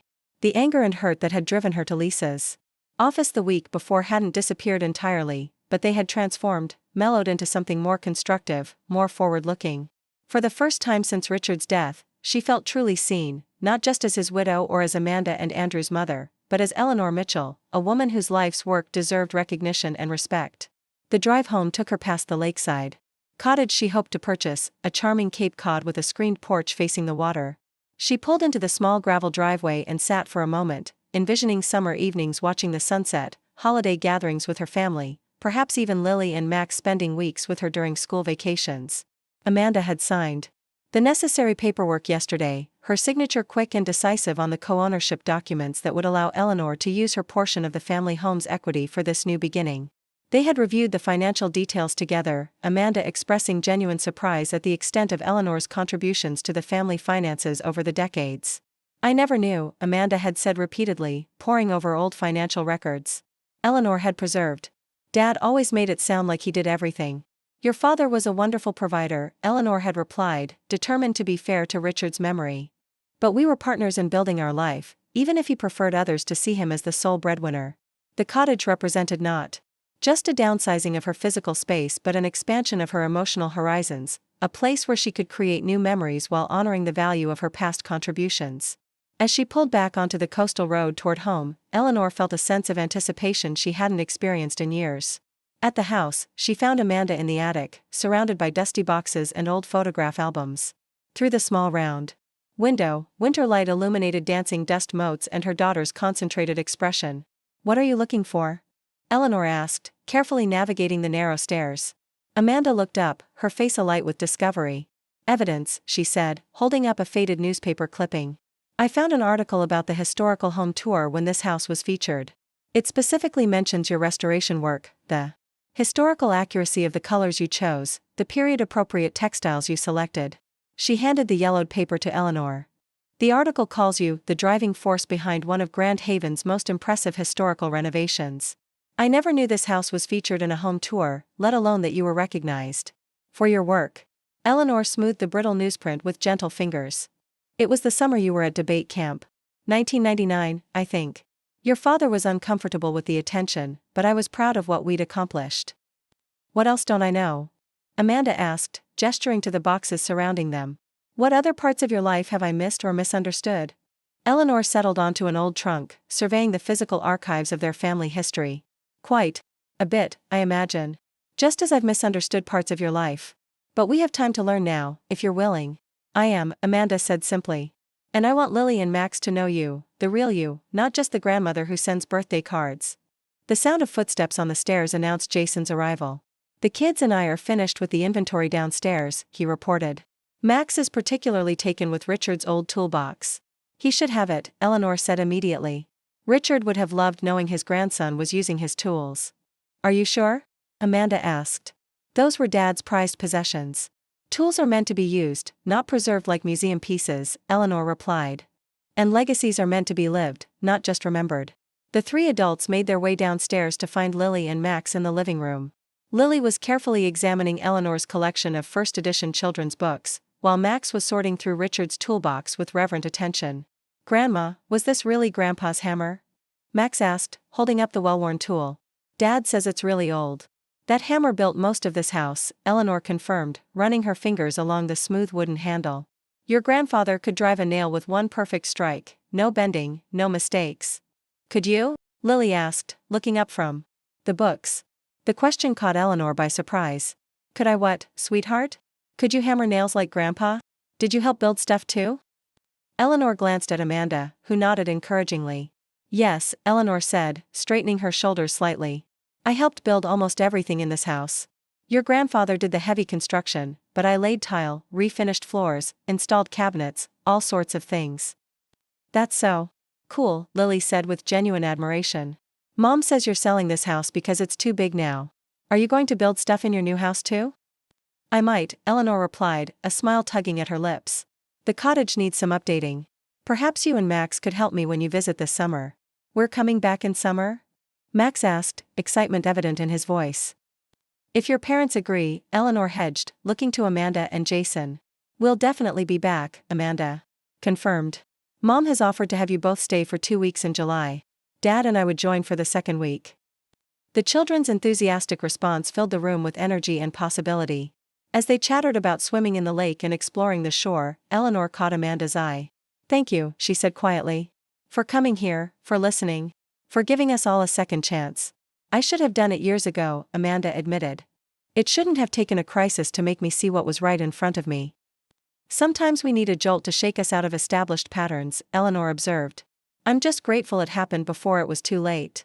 That evening, after a dinner filled with stories and laughter, Amanda found Eleanor in Richard's study. Her mother was sitting in his old leather chair, a photo album open on her lap. "What are you looking at?" Amanda asked, perching on the edge of the desk. Eleanor turned the album so Amanda could see. "Your debate team victories. National finals your senior year. You were so determined, so brilliant. I was incredibly proud of you."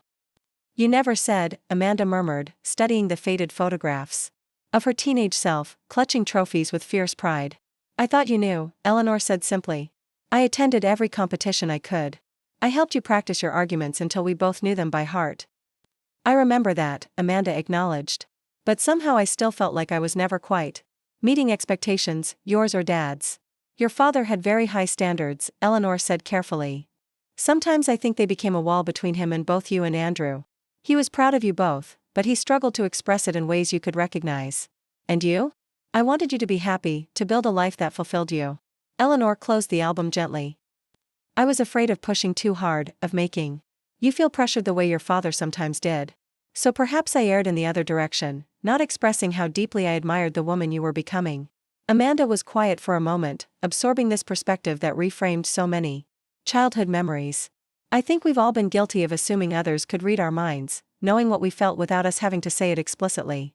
A family trait, it seems," Eleanor agreed with a rueful smile. "One I hope we're beginning to overcome." "I called Andrew this morning," Amanda said, changing the subject slightly. "Told him everything, about your contributions to the house, about the will change you were considering, about our visit here." Eleanor tensed slightly. "How did he respond?" "He was shocked, defensive at first. Then embarrassed, I think. His wife, Samantha, got on the phone and basically told him he needed to call you directly and apologize for Thanksgiving." "Has he?" Amanda shook her head. "Not yet. But he will. Samantha will make sure of it." She smiled slightly. "My brother may be stubborn, but he's not stupid. He knows when he's wrong, even if it takes him a while to admit it." "Like his sister," Eleanor observed with gentle teasing. "Like his mother," Amanda countered, matching her tone. The shared laughter that followed felt like another bridge rebuilt between them, the ability to acknowledge family traits, both challenging and endearing, without defensiveness or hurt. Later that night, after the children were asleep in Amanda's old bedroom, Eleanor sat in the kitchen with Jason and Amanda, finalizing plans for the coming months. "The house should sell quickly once we list it," Eleanor said, reviewing the timeline they'd created. The market for lakefront property in Grand Haven is always strong, even in winter. Are you sure you're ready to let it go? Jason asked. After everything you've put into it. Eleanor looked around the kitchen where she'd prepared thousands of family meals, taught both her children to bake, and sat alone for countless mornings after Richard's death. I am, she said with quiet certainty. This house represents the life Richard and I built together. The cottage will be my next chapter, smaller but entirely mine. Not entirely yours, Amanda corrected gently. It will be a place for all of us, a new center for our family. Speaking of family, Eleanor said, reaching for a folder on the counter, I wanted to share my revised estate plans with you. Not because you need to approve them, but because I want you to understand my intentions. She handed Amanda several typed pages, not the legal documents Lisa would prepare, but her own clear explanation of her wishes. You're still creating the scholarship fund, Amanda noted, scanning the first page. Yes, but differently structured. Instead of redirecting my entire down payment contribution, I'm establishing a family foundation, the Eleanor and Richard Mitchell Family Foundation. Initial funding will come from a portion of the proceeds when this house sells. Amanda looked up, curious. What will the foundation support? 2 causes close to my heart, Eleanor explained. First, scholarships for young women entering the trades, honoring my own work restoring this home and other historical properties in Grand Haven. Second, educational support for debate programs in public schools, honoring your achievements. And Richard's belief in the power of education. Mom, that's wonderful, Amanda said sincerely. A perfect way to honor both your legacies. The foundation will be structured so that you and Andrew serve as directors after I'm gone, with provisions for Lily and Max to join when they're older. Eleanor tapped another section of her notes. The rest of my estate will be divided as originally planned, with the family home proceeds distributed proportionally based on actual contribution. My down payment value will be directed to the foundation, while the portion resulting from mortgage payments and appreciation will go to you and Andrew. Jason nodded approvingly. This accomplishes everything, recognizing your contributions, creating a meaningful legacy, and maintaining family connections. That's the intention, Eleanor agreed. I don't want my legacy to be division and hurt. I want it to be recognition and positive impact. Amanda reached across the table and took her mother's hand. I'm sorry it took me so long to understand what you needed from me, to acknowledge your contributions, to see you as more than just mom. And I'm sorry I expected you to somehow know what I needed without me telling you, Eleanor replied, squeezing her daughter's hand. We've both been playing a guessing game for too long. No more guessing, Amanda promised. From now on, we talk directly about what matters. The following morning, as the family prepared to return to Chicago, Eleanor walked with Amanda through the garden where spring bulbs lay dormant beneath the snow, waiting for warmer days to emerge. I've been thinking about something you said yesterday, Eleanor began, her breath forming clouds in the cold air. About not knowing parts of my life. There's something I'd like to do while the house is still mine, if you're willing. What's that? I'd like to document the renovation work, photograph each room, record the stories of what we did, preserve the before and after transformations while I still have access to the archives in the attic. Not just for historical purposes, but as a record of what I contributed to our family home. Amanda nodded enthusiastically. That's a wonderful idea. We could create a book, professionally designed and printed. Multiple copies for family members. And one for the Grand Haven Historical Society, Eleanor added. They've expressed interest in the house's restoration several times over the years. We could work on it together, Amanda suggested. I could come up on weekends, or you could visit us in Chicago and we could organize the materials there. The idea of a shared project, one that explicitly honored Eleanor's contributions while strengthening their renewed connection, felt deeply right to both women. I'd like that, Eleanor said simply. They walked in companionable silence for a few minutes, their feet leaving paired tracks in the fresh snow. At the garden's edge, where Eleanor's prized roses would bloom again in summer, Amanda paused. I've been offered a partnership at a smaller firm in Grand Rapids, she said suddenly. I've been considering it for months but was afraid to mention it. Eleanor tried to keep her expression neutral, though her pulse quickened. Grand Rapids is only an hour from here. Exactly. The position would mean more flexibility, less travel, and we'd be close enough for regular visits. Amanda glanced at her mother. Jason's been encouraging me to consider it. His hospital has an affiliate in Grand Rapids that's been recruiting him for years. What about the children? Their schools, their friends? They'd adjust, Amanda said. Children are resilient that way. And they'd gain something valuable too, a relationship with their grandmother, a connection to their heritage. Eleanor was careful not to show too much enthusiasm, not wanting to pressure Amanda's decision. Whatever you decide, I'll support you. But selfishly, I'd love having you closer. I haven't made up my mind yet, Amanda cautioned. But this visit, it's clarified some priorities for me. Career success means little without meaningful connections to the people who matter most. Before Eleanor could respond, Max came running through the snow, his cheeks flushed with excitement. Mom. Grandma. Come quick. Dad found old movies in the basement. They followed him inside to find Jason setting up a projector he'd discovered in a storage cabinet. Super 8 films, he explained. Dozens of them, labeled by year. Earliest ones are from 1985, right after you bought the house. Richard's documentation project, Eleanor explained, emotion thickening her voice. He filmed the renovation progress every month for years. I'd forgotten about these. For the next hour, the family sat transfixed as images flickered on the living room wall, a much younger Eleanor and Richard working side by side, transforming rooms from dilapidated shells into spaces of beauty. Eleanor applying wallpaper with meticulous care. Richard installing crown molding while Eleanor held the ladder steady. Both of them covered in sawdust and paint, laughing at the camera. Look at you, Mom, Amanda whispered, watching her mother's younger self sand a floor on her hands and knees. You really did build this place. We both did, Eleanor corrected, her eyes never leaving the images of Richard. It was truly a partnership, even if that wasn't always visible from the outside. When the films ended, no one spoke immediately, each processing the visual evidence of a family narrative more complex and collaborative than they had understood. We need to have these digitized, Jason said finally, rewinding the last reel. Preserved for future generations. Another project for us, Amanda agreed, looking at her mother. Another way to make sure your contributions are remembered. As the family finished packing the car, Eleanor handed each of her grandchildren a small gift. For Max, a beginner's carpentry set with real, child-sized tools. For Lily, a first edition copy of and of Green Gables from Eleanor's collection. For when you visit this summer, she told them, bending to accept their enthusiastic hugs. We'll build something together, Max. And Lily, we'll find a special place for reading at the cottage. The goodbye was bittersweet, filled with plans for future visits rather than the uncertain, someday, that had characterized their separations in the past. As Amanda embraced her mother one last time, she whispered, "Thank you for not giving up on us." "I could never give up on you," Eleanor replied. "You're part of everything I've built." Standing in the driveway, watching the car disappear down the snow-covered street, Eleanor felt a profound sense of possibility. The past week had transformed a potential ending into a new beginning, not just for her relationship with Amanda, but for her understanding of her own worth and legacy.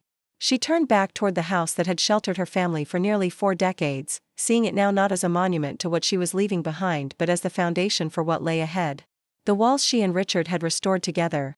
The gardens she had planted and tended, the memories embedded in every carefully chosen detail, all of it would live on in new ways, through the family foundation, through the documentation project, through her renewed connections with Amanda and her grandchildren. Eleanor Mitchell had spent a lifetime building a home for others.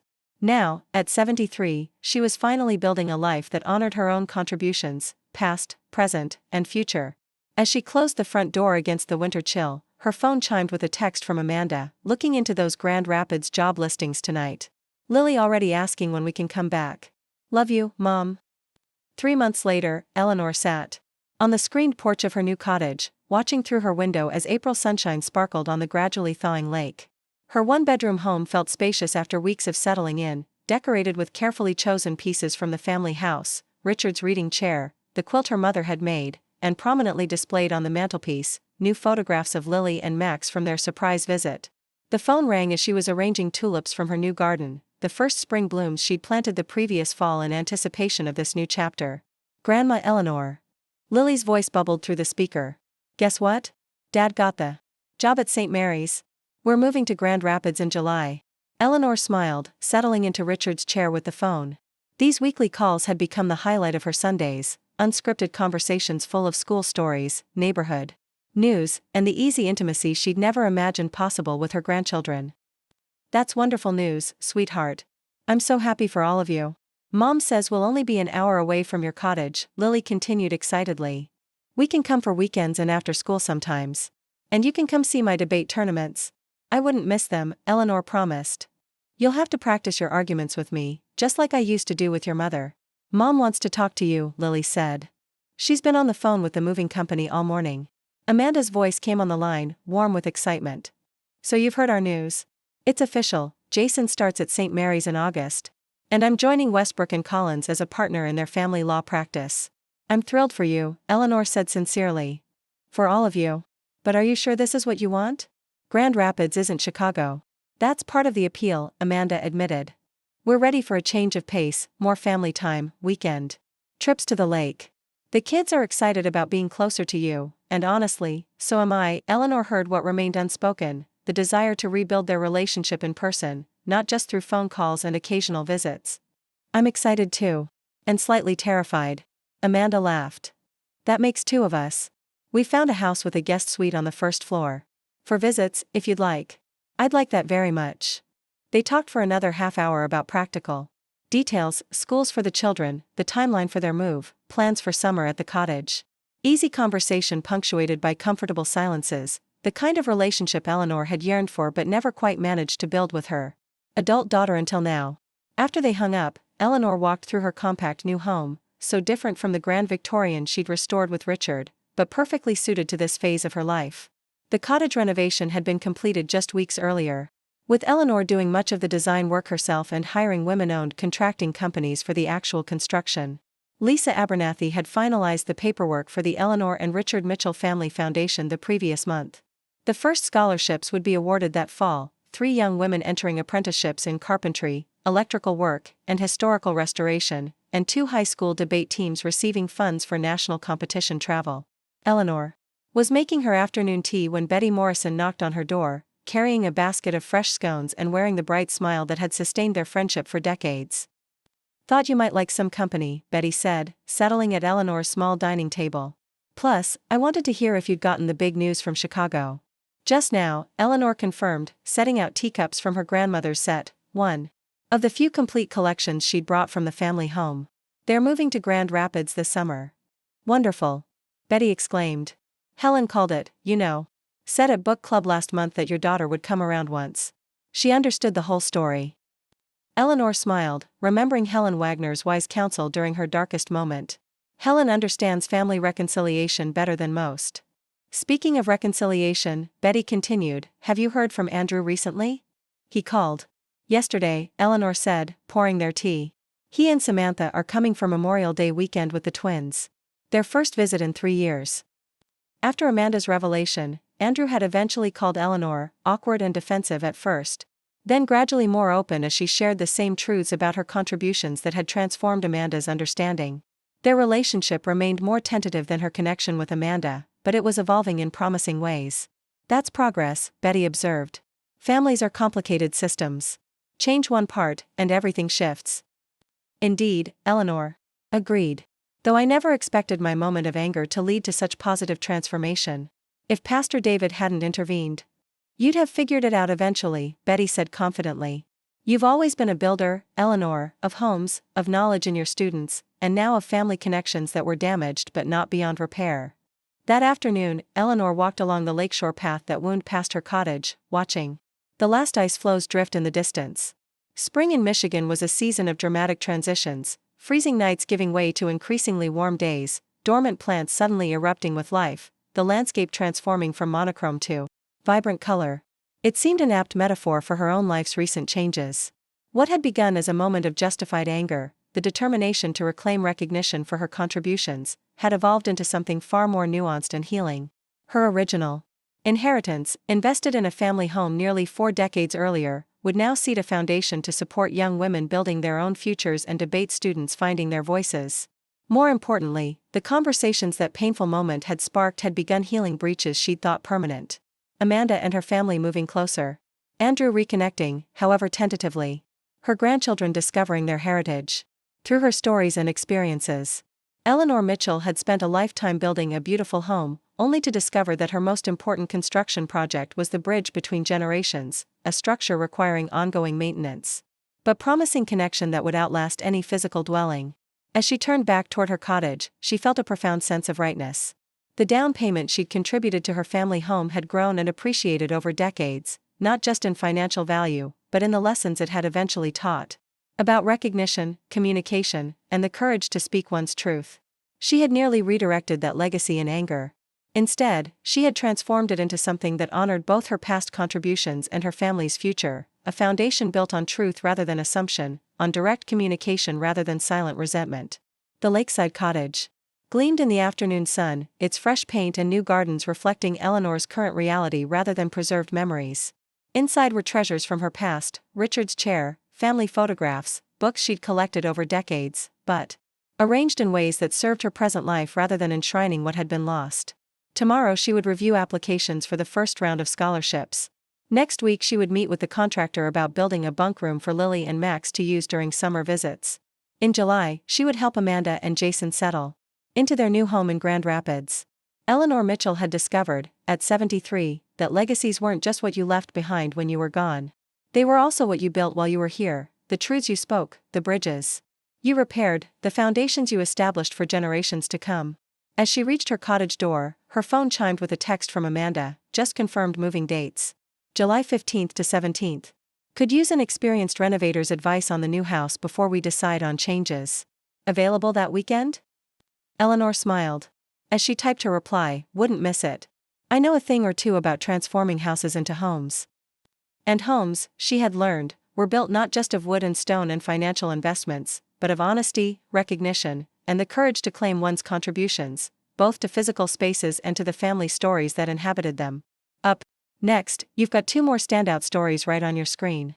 If this one hit the mark, you won't want to pass these up. Just click and check them out. And don't forget to subscribe and turn on the notification bell, so you don't miss any upload from us.